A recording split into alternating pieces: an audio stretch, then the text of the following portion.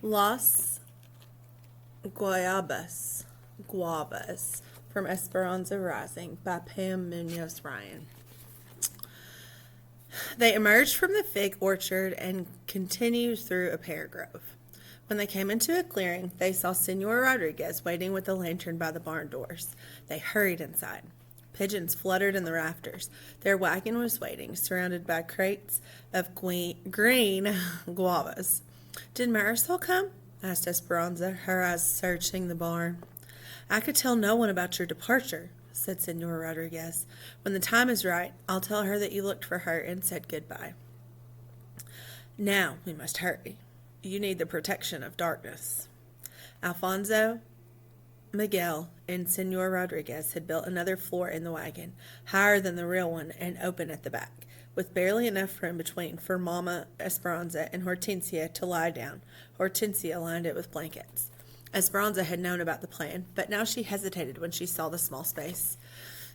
Please, can I sit with Alfonso and Miguel? Mija, it is necessary, said Mama. There are too many bandits, said Alfonso. It is not safe for women to be on the roads at night. Besides, your uncles have many spies, remember? That is why we must take the wagon to Zacatecas and catch the train there, instead of from Aguas Calientes. Luis had bragged about the engagement to everyone, said Hortensia. Think how angry he will be when he discovers you have gone. We cannot take the chance of you being seen. Mama and Hortensia said grateful goodbyes to Senor Rodriguez, then slid between the floors of the wagon. Esperanza reluctantly scooted on her back between them. When can we get out? Every few hours we will stop and stretch, said Mama. Esperanza stared at the wood planks just a few inches from her face. She could hear Alfonso, Miguel, and Senor Rodriguez dumping crate after crate of guavas onto the floor above them. The almost ripe fruit rolling and tumbling as it was piled on. The guavas smelled fresh and sweet, like pears and oranges all in one. Then she felt the guavas roll in around her feet as Alfonso and Miguel covered the opening. If anyone saw the wagon on the road, it would look like a farmer and his son taking a load of fruit to market.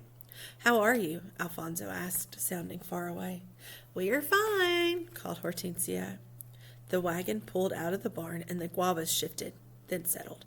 It was dark inside, and it felt like someone was rocking them in a bumpy cradle, sometimes side to side, and sometimes back and forth. Esperanza began to feel frightened. She knew that with a few kicks of her feet she could get out, but still she felt trapped. Suddenly, she thought she couldn't breathe. Mama, she said, gasping for air. Right here, Esperanza. Everything is fine. Do you remember, said Hortensia, taking her hand, when you were only 5 years old and we hid from the thieves? You were so brave for such a little girl. Your parents and Alfonso and the other servants had gone to town. It was just you and me and Miguel in the house. We were in your bedroom, and I was pinning the hem of your beautiful blue silk dress. Do you remember that dress? You wanted it pinned higher so your new shoes would show. Esperanza's eyes were beginning to adjust to the darkness and to the pitch and the roll of the wagon. Miguel ran into the house because he had seen bandits, said Esperanza, exhaling. She remembered standing on a chair with her arms out, stretched like a bird, ready for flight, while Hortensia fitted the sides of the dress, and she remembered the new shoes, shiny and black. Yes, said Hortensia. I looked out the window to see 6 men. Their faces were covered with handkerchiefs, and they all had rifles. They were renegades who thought they had permission to steal from the rich and give to the poor, but they didn't always give to the poor, and sometimes they killed innocent people. We hid under the bed, said Esperanza, and we pulled down the bed covers so they couldn't see us. She remembered staring straight up at the bedboards, much like the boards enclosing them in the wagon now. She took another long breath. What we didn't know was that Miguel had a big field mouse in his pocket, said Hortensia. Yes, he was going to scare me with it, said Esperanza. The wagon creaked and swayed. They could hear Alfonso and Miguel murmuring above them. The persistent smell of the guavas filled their noses. Esperanza relaxed a little. Hortensia continued. The men came into the house, and we could hear them opening cupboards and stealing the silver. Then we heard them climb the stairs. 2 men came into the bedroom, and we saw their big boots through a crack in the bed cover. But we didn't say a word until a pin poked me, and I moved my leg and made a noise. I was so frightened they would find us, said Hortensia. But Miguel pushed the mouse out from under the bed, and it ran around the room. The men were startled, but started laughing, and then one of them said, "It is just a raton. We've got plenty. Let's go." And they left, said Esperanza. Mama said they all took almost all of the silver, but Papa and I only cared that all of you were safe. Do you remember how Papa said that Miguel was very smart and brave and asked him what he wanted for protecting you, his most prized possession? Esperanza remembered. Miguel wanted to go on a train ride. Hortensia started to hum softly, and Mama held Esperanza's hand. Miguel's reward, that day-long train ride to Zacatecas, seemed like yesterday. Miguel had been 8 and Esperanza 5. She wore the beautiful blue silk dress and could still see Miguel standing at the station, wearing a bow tie and practically shining, as if Hortensia had cleaned and starched his entire body. Even his hair was slicked down smooth, and his eyes gleamed with excitement. He was mesmerized by the locomotive, watching it slowly pull in. Esperanza had been excited too. When the train arrived, all sputtering and blustery, porters had hurried to escort them, showing them the way to their car. Papa took her hand in Miguel's, and they boarded, waving goodbye to Alfonso and Hortensia. The compartment had seats of soft leather, and she and Miguel had bounced happily upon them. Later, they ate in the dining car at little tables covered in white linens and set with silver and crystal. When the waiter came and asked if there was anything he could bring them, Esperanza said, "Yes, please, bring lunch now." The men and women dressed in their hats and fancy clothes smiled and chuckled at what must have looked like a doting father and 2 privileged children. When they arrived in Zacatecas, a woman wrapped in a colorful rebozo, a blanket shawl, boarded the train selling mangoes on a stick. The mangoes were peeled and carved to look like exotic flowers. Papa bought one for each of them. On the return ride, she and Miguel, with their noses pressed against the window and their hands still sticky from the fresh mango, had waved to every person they saw. The wagon jostled them now as it hit a hole in the road. Esperanza wished she could get to Zacatecas as fast as she had that day on the train instead of traveling on back roads, hidden in a slow wagon. But this time she was buried beneath a mountain of guavas and could not wave to anyone. There was no comfort, and there was no Papa. Esperanza stood at the station at Zacatecas, tugging at the second-hand dress. It didn't fit properly and was the most awful yellow, and even though they had been out of the wagon for some hours, she still smelled like guavas. It had taken them 2 days to arrive in Zacatecas, but finally, that morning, they left the wagon hidden in a thicket of shrubs and trees and walked into town. After the discomfort of the wagon, she was looking forward to the train. The locomotive arrived, pulling a line of cars and hissing and spewing steam, but they did not board the fancy car with the compartments and leather seats, or the dining car with the white linens. Instead, Alfonso led them to a car with rows of wooden benches like church pews facing each other, already crowded with peasants. Trash littered the floor, and it reeked of rotting fruit and urine. A man with a small goat on his lap grinned at Esperanza, revealing no teeth. 3 barefoot children, 2 boys and a girl, crowded near their mother. Their legs were chalky with dust, their clothes were in tatters, and their hair was grimy. An old frail beggar woman pushed by them to the back of the car, clutching a picture of Our Lady of Guadalupe. Her hand was outstretched for alms. Esperanza had never been so close to so many peasants before.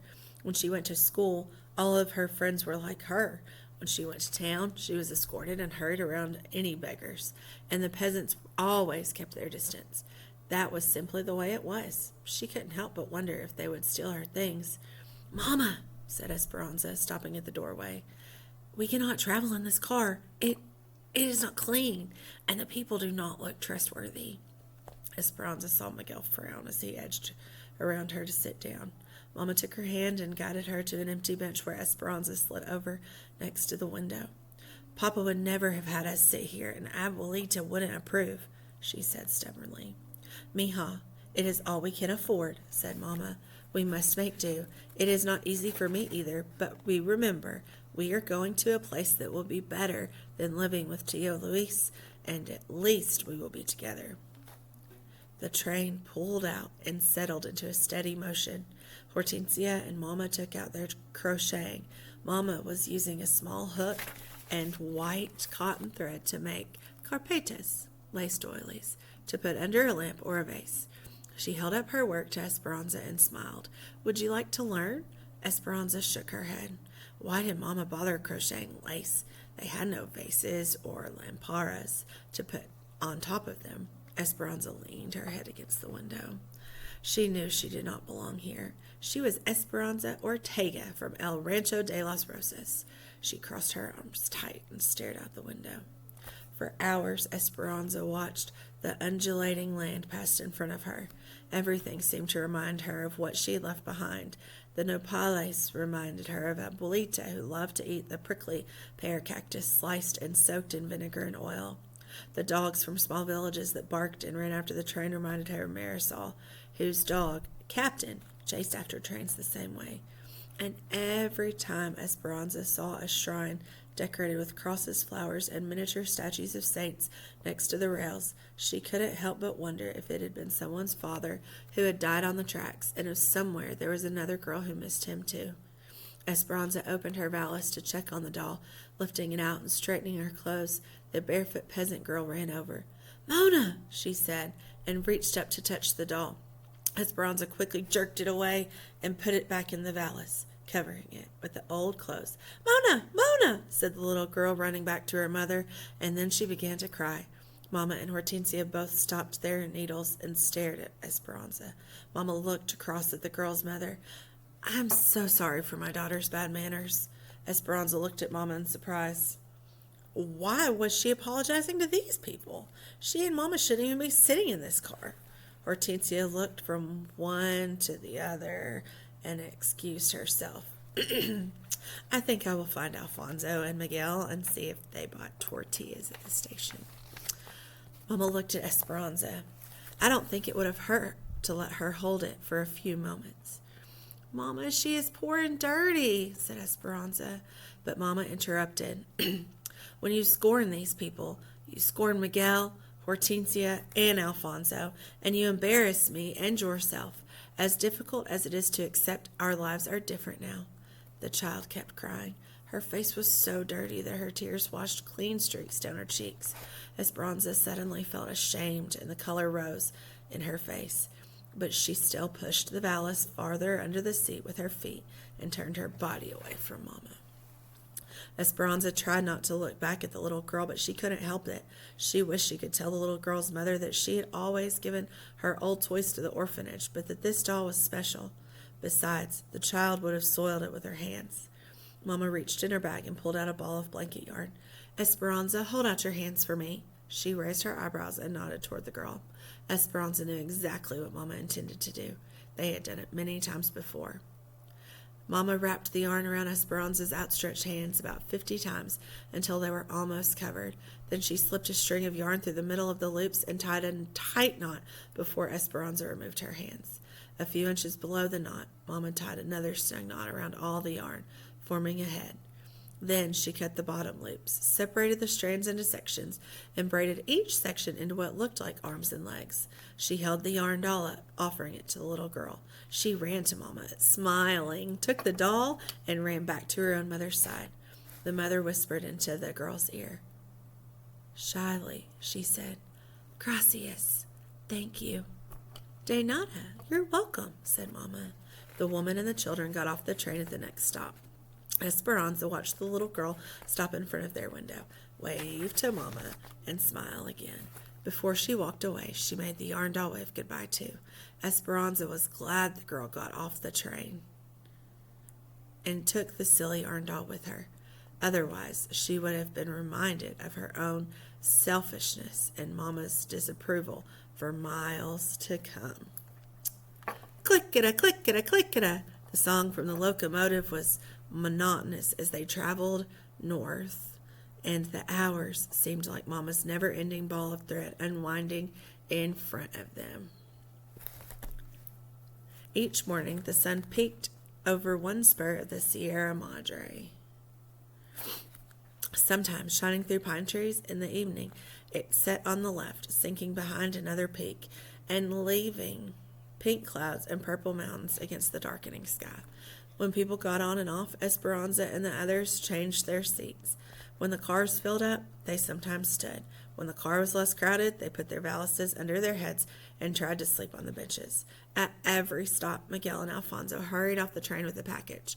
From the window, Esperanza watched them go to a water trough, unwrap an oilcloth, and dampen the bundle inside. When they would wrap it in the oilcloth again, board the train, and put it carefully into Alfonso's bag. "What is in there?" Esperanza finally asked Alfonso as the train pulled away from yet another station. "You'll see when we get there." He smiled, and a knowing look passed between him and Miguel. Esperanza was annoyed with Alfonso for taking the package on and off the train without telling her what was inside. She was tired of Hortensia's humming and weary of watching Mama crochet as if nothing unusual were happening to them. But most of all, she was bored with Miguel's constant talk about trains. He chatted with the conductors. He got off at every stop and watched the engineers. He studied the train schedule and wanted to report it all to Esperanza.